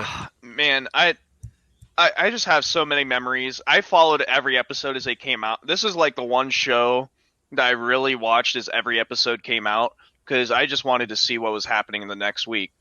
I remember when the movie came out, like they did a live premiere on Cartoon Network for the movie. Like the first time anybody would be able to see it was on Cartoon Network. And I made sure that my ass was sitting down on that couch and watching it for that movie because, man, just so many iconic moments from this show. Like there's one episode where I believe was her name Frankie, like the girl from the show Frankie. Yeah. And the main character Mac had a huge crush on Frankie. Like he thought that she really liked him and that they were gonna get together or whatever. But then Blue pretty much steals it and like ruins it for Mac. So it's just so many iconic episodes and iconic moments. The movie's great. And just the concept of having a home for all these imaginary friends to go to and just have like moments of bonding and getting together. I think it's just awesome. And I as a kid, it was just super relatable and super fun to watch. What about I'll go ahead and chime in. I adore the shit out of the show. And it was genuinely in my top five up until like probably yesterday, where I had to like really sit down and think hard on my list. Because I was trying to like not have too much overlap. Like looking at my top five right now, like SpongeBob, kids Nickelodeon show, Futurama, adult swim show, Drake and Josh, like live action Nickelodeon show, South Park, Comedy Central. And I think, what is it? Foster's Home for Imaginary Friends, like kind of has overlap with my number one. So that's kind of, but I love the show. I watched it all the time when I came home. And for some reason, I don't know if anyone remembers this, but I have a hard time coming up with like episode memories for the show. But if you guys watched Cartoon Network back in the day, they would sometimes have like ads of like, they would have ads for their own shows and they would have like custom like little like scenes And I remember there's one, and it was always played in the summer. It was of Blue like playing a guitar on a stage, and it like slowly panning out, and it's like all the other Cartoon Network characters. And I don't know why I have that image like stuck in my head. I think about it once every 3 months whenever I think about whenever I think about my childhood, because that image is like ingrained in my head. That ad, because it was like an advertisement for like some cartoon marathon that Cartoon Network was doing or something in the middle of the summer. But that's my thoughts on Every solstice, I will think on my childhood. yeah. But John, John or Andrew, if you guys wanted to share. John, maybe go ahead. Yeah, I couldn't think of any specific memories with the show, which is why I excluded it from my top 5, but I do love it. I remember watching it, and like Parker said, I watched every episode as it came out, but like now as an adult, I just can't remember specific moments from it. I did really love it when I was watching it as a kid, but yeah, unfortunately, I can't remember a whole lot from that I'm in show. the same kind of boat where I don't have specific memories, but the memories I do have were so fond that it had to make my list. I agree. Fair. Yeah, I have the same situation. I was gonna put it on my top 5, and then I put it on there, and I was like, I don't remember jack shit about this show except who the characters were. Yeah, so, same. Right. So I left it Exactly. off. But it is a good show. John, do you want to go ahead and give your number 2? Yeah, my number 2, I doubt anyone even thought of this. And I don't think it would be in any of your guys' top 5, but I freaking love this show. That's So Raven. Yes, I am so glad we're talking about this. I love That's So Raven. It's such a memorable show. And there's really nothing else quite like it. Like, the characters are hilarious. Raven, she can predict, but never prevent the future, which I think is a hilarious, It's a really interesting concept. Superpower. Right. Her visions always come true, no matter how hard she tries to stop them. And this is one of the funniest parts of the show. I remember one of the funniest episodes to me was when Raven ate something she was allergic to while she was helping her dad at a cooking contest to highlight their restaurant, yeah. the Chill Grill. Oh, yeah. The Chill Grill. And her entire body got all poofy to the point where her hands looked like balloon animals. Yeah. Dude, this show is so memorable to me. For some reason, I even remember the boy band, the Boys in Motion. Oh my God. Yeah, this is all Boys coming in back to Motion. me now. The Boys in Motion, we give you our devotion. Oh Yeah. no, Dude, isn't Oh, that no. insane? I was thinking about this last night, and for some reason, so many memories came back to me from this show. But what did you guys think about that, So Raven? I know you all seem to have watched it. Yep. Yeah, I think the one episode that kind of relates to the Arthur one, where it's like one episode I remember just being like, what the fuck, was I think it was like Halloween or something, and they dressed up as cows, but then they turned into actual cows or something. Yeah. And I just Oh, remember yeah. watching that, and I was like, what in the hell am I watching? But it's an iconic, it's a classic, it's a Disney Channel classic. Yeah. Right. What is it? It's so weird because I feel like I don't remember watching the show that much, but everything you guys were listing off, I remember very clearly. Yeah, maybe I did. Maybe I watched That's So Raven a lot more than I remember. But yeah, no. Honestly, yeah, great show.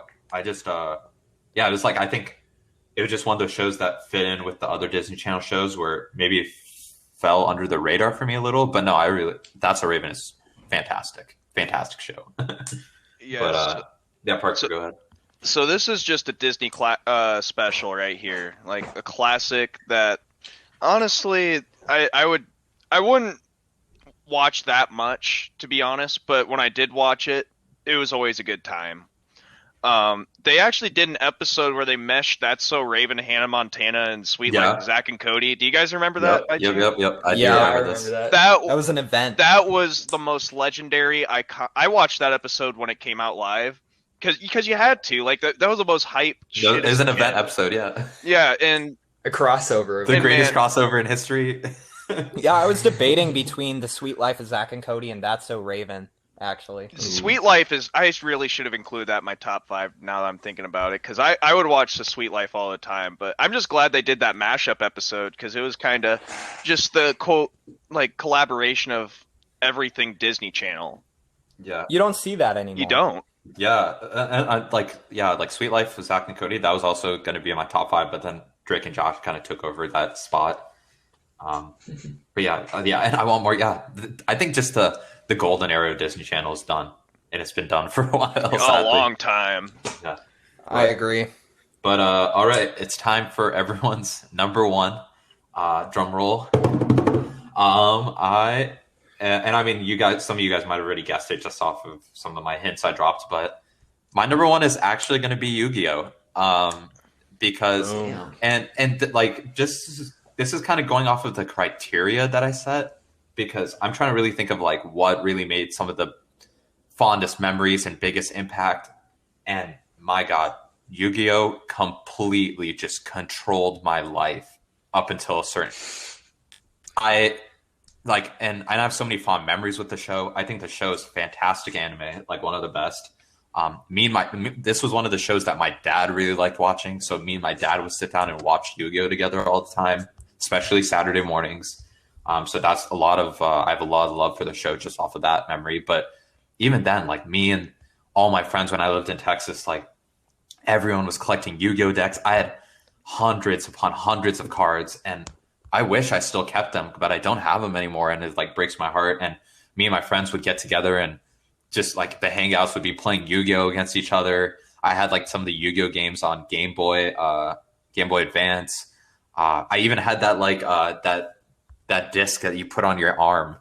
Like Same. yeah, like dude, I was a fanatic for Yu-Gi-Oh. It just controlled my life. I was the biggest fan of Yu-Gi-Oh. My only thing I wish was that the spin-offs that happened after the first Yu-Gi-Oh show ended kind of reached that same status bar as the original Yu-Gi-Oh show, which they didn't. Like after Yu-Gi-Oh ended, there was Yu-Gi-Oh GX, which I thought wasn't as good, and that's where I just kind of fell off from there. But my God, like I love Yu-Gi-Oh, and even in college, it's crazy because even in college, like there would be people I know that would be playing Yu-Gi-Oh and watching Yu-Gi-Oh. Like I remember, like right next door, like there was a bunch of people just like super turnt, and they were all just watching Yu-Gi-Oh on this like huge like 70-inch screen, and I was like, yeah, Yu-Gi-Oh, I love it. But that's my number one. Let's Andrew, go ahead and hit us with your number one. All right, so my number one is one of the greatest kid shows of all time. It's hilarious, very creative, imaginative. It has some banger soundtracks.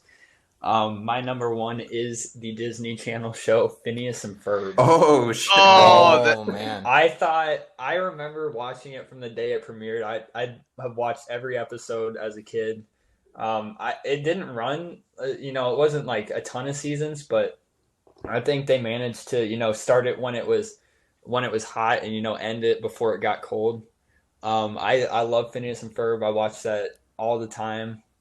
When the songs from the TV show came out on Apple Music and Spotify, you bet your ass I was listening to those the day they came Gucci out. Gucci Goo means that I love you. Yeah. Harry the I just tons of great memories. The characters are hilarious. The show is hilarious just all around, much love to Phineas and Ferb. That's all. Yeah. Oh gosh. Yeah. Phineas and Ferb. So another. Just it's so crazy how many of these shows have become iconic in the zeitgeist like years later. But yeah, like Doofenshmirtz Evil Incorporated. Like that was awesome. Like all the. I never even watched it until it came to Netflix. Oh really? It's Yeah. so good. Yeah. Another show I love that. Such a good another show. show that I love that just didn't make the top 5 cut. What about you, John? Would you say you didn't even watch it right until later? No, I didn't even watch it until later when it came on Netflix, so I don't have a lot to say on it. But I loved it when I watched it at like age 15. What about you, Parker?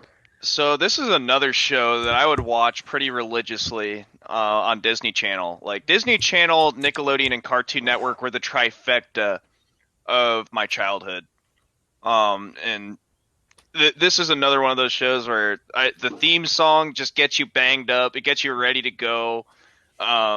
Like Perry the Platypus Man, like what a legendary little animal.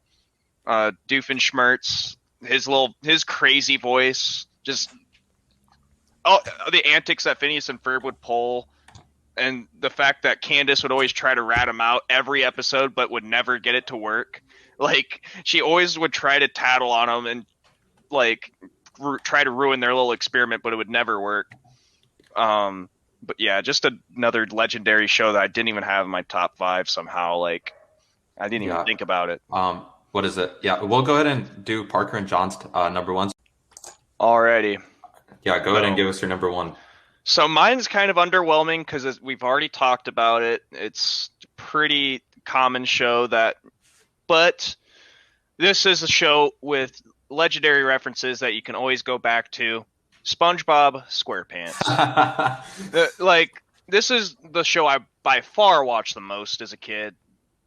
Like, there's just so many moments and episodes where you can even relate it to real life. Like, you could take a real life moment and quote SpongeBob, like at any time, and it just so many fond memories watching it. I went to literally the movie theater when they came out with the movie. Just all the moments from SpongeBob just all come together correct and just come together for a great experience to watch, especially as a kid. Even as an adult, you can watch it. It would have probably been. I can't believe I didn't. Yeah, go ahead. Sorry, John.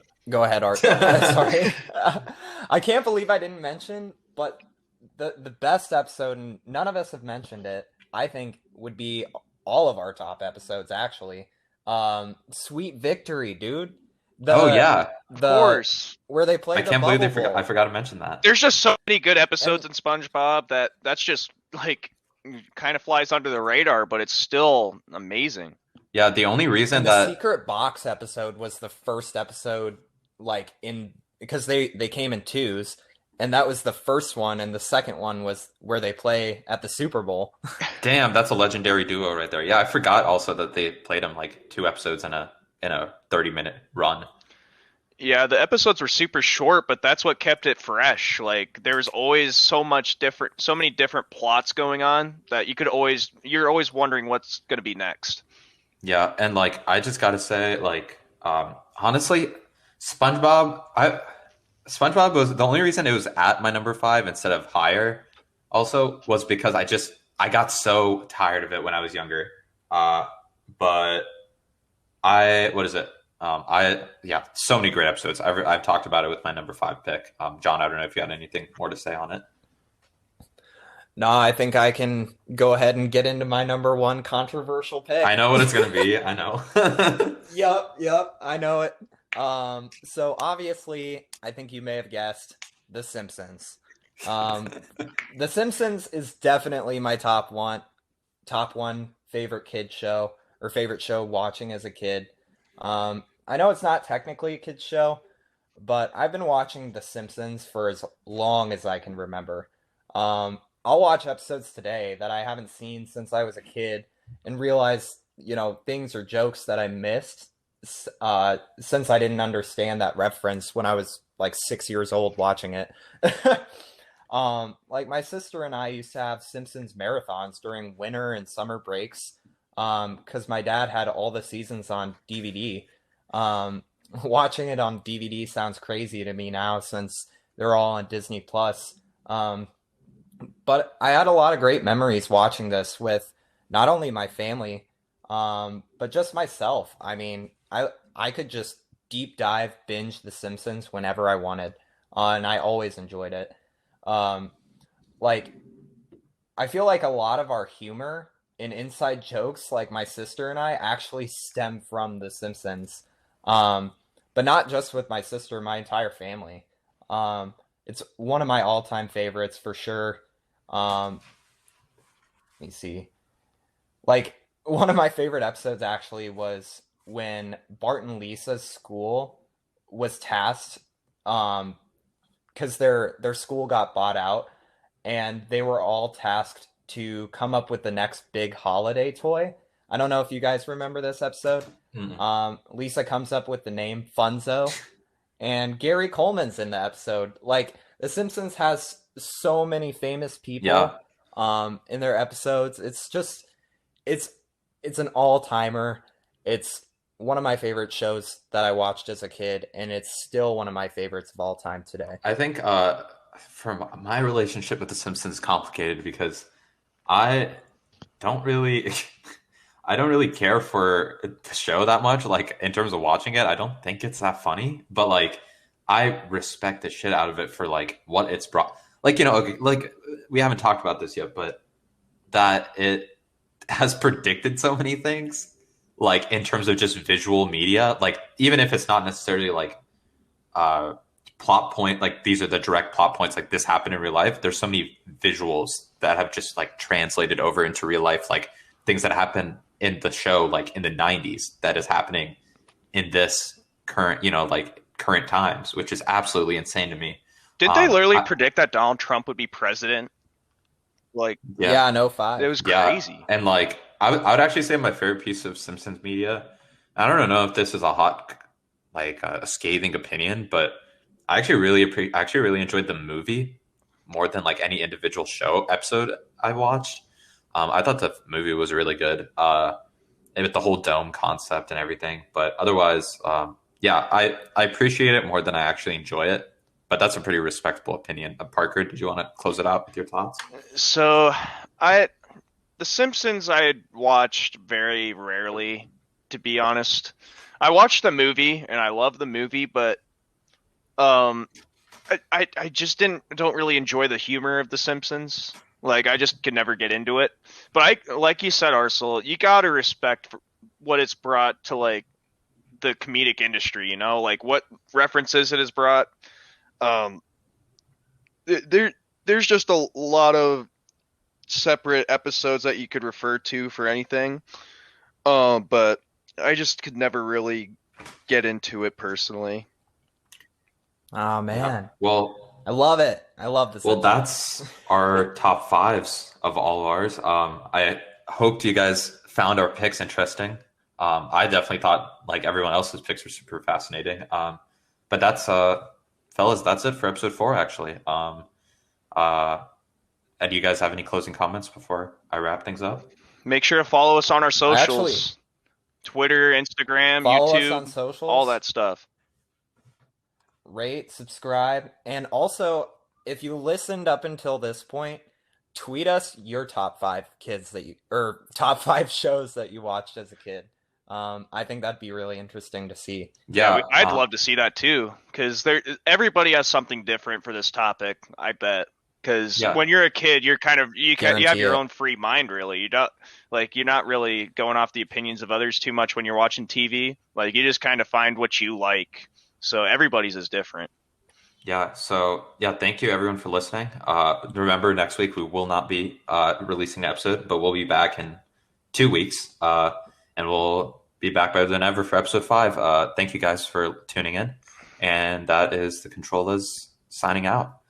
Take care, everyone. Peace. Signing out.